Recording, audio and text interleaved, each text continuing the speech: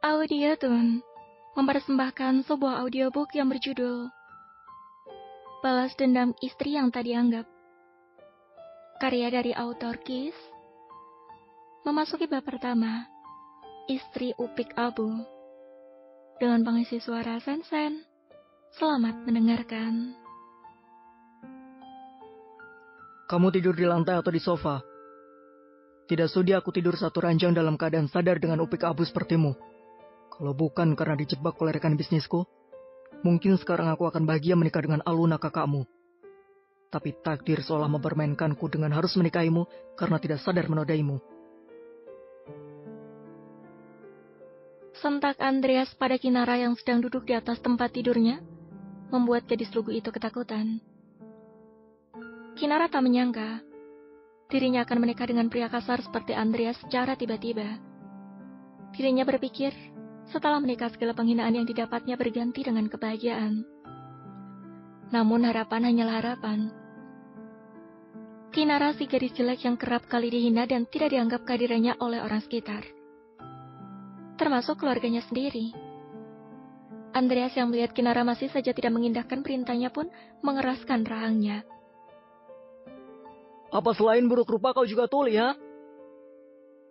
Aku bilang menyingkir dari kasurku, bodoh. Bentak Andreas menggelegar, membuat Kinara langsung berdiri dan menjauhi kasur Andreas. Kenapa kakak memarahi aku? Bukankah seharusnya aku yang marah karena kakak telah menodaiku? Kinara bertanya dengan suara pelan, seraya menundukkan wajahnya. Tidak berani menatap Andreas yang hanya memakai handuk. Cih, jangan berlagak seperti orang tersakiti. Seharusnya kamu senang, karena ada aku yang menodai kamu meski dalam keadaan tak sadar. Kalau bukan aku, sudah pasti kamu jadi perawan seumur hidup karena tidak akan ada laki-laki yang mau menyentuhmu. Sangka Andreas membuat Kinara menjatuhkan butiran kristal di pipinya. Napasnya tercekat di tenggorokan. Seolah dari buah jarum menusuk jantungnya, sehingga membuat Kinara merasa sesak. Bukan keinginannya mempunyai wajah jelek. Kinara si gadis buruk rupa yang kerap kali mendapatkan siksaan dan hinaan dari ibu tiri dan kakak tirinya. Tidak punya waktu untuk sekedar merawat diri, karena Kinara harus bekerja sebagai pembantu di rumahnya sendiri. Sang ayah tak memedulikan Kinara karena menyalahkan Kinara atas kematian istri pertamanya dulu. Ibu Kinara meninggal setelah melahirkan Kinara. Ingat, aku menikahi kamu karena tidak ingin disebut tidak bertanggung jawab. Jadi, jangan berharap lebih dari pernikahan ini. Kamu harus sadar diri kalau kamu itu bukan Cinderella, dan aku juga bukan seorang pangeran baik hati. Jadi jangan mengira pernikahan ini akan indah seperti kisah Cinderella dan pangeran. Itu hanya dongeng. Tegas Andreas seraya memakai celananya di hadapan Kinara. Gadis polos itu hanya bisa menutup wajahnya, tidak berani melihat Andreas. Baik kak, balas Kinara pelan. Malam itu Kinara tidur di lantai berlapis selimut tebal. Gadis itu merenungi nasibnya yang tak kenal istilah bahagia. Ingin rasanya Kinara pergi jauh dari penderitaan yang senantiasa melekat pada nasibnya. Gadis itu meraba wajahnya yang berjerawat dan berminyak. Dia melihat kulit tangannya yang putih, tapi kotor dan kusam. Andai dirinya memiliki ibu kandung, pasti Kinara tidak seperti ini. Akan ada sang ibu yang selalu menuntun Kinara untuk berpenampilan cantik seperti anak gadis lainnya. Namun dari kecil hingga dewasa, Kinara hanya tahu cara membersihkan rumah, bukan membersihkan diri. Berbeda dengan kakak tirinya yang sangat cantik, karena selalu melakukan perawatan mahal. Bagaikan bumi dan langit perbedaan Kinara dan kakak tirinya itu. Aku ingin bahagia, gumam Kinara sebelum menutup matanya menuju alam mimpi. Sudah 2 bulan usia pernikahan Andreas dan Kinara. Hubungan keduanya tidak mengalami kemajuan. Andreas benar-benar tidak menganggap kehadiran dirinya. Kinara bagaikan angin lewat yang tak pernah dilihat oleh Andreas.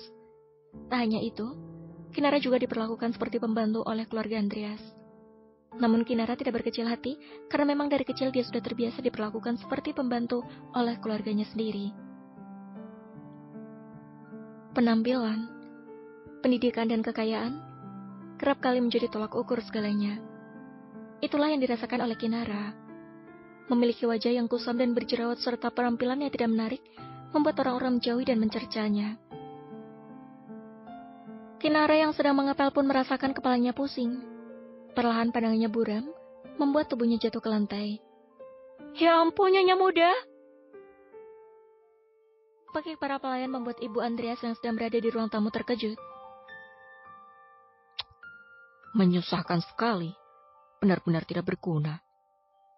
Desis Yana kesal, lalu memilih melanjutkan aktivitasnya menonton acara gosip televisi. Nyonya besar, Nyonya Ki. Biarkan saja.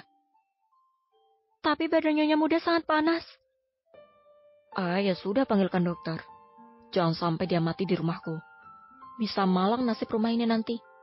Tutu Yana kesal membuat para pelayan yang mendengar hanya bisa mengelus dada. Selamat Nyonya besar. Sebentar lagi Anda akan menjadi seorang nenek. Dokter wanita itu berucap dengan raut wajah berbinar. Yana yang mendengarnya pun melongo seperti orang bodoh.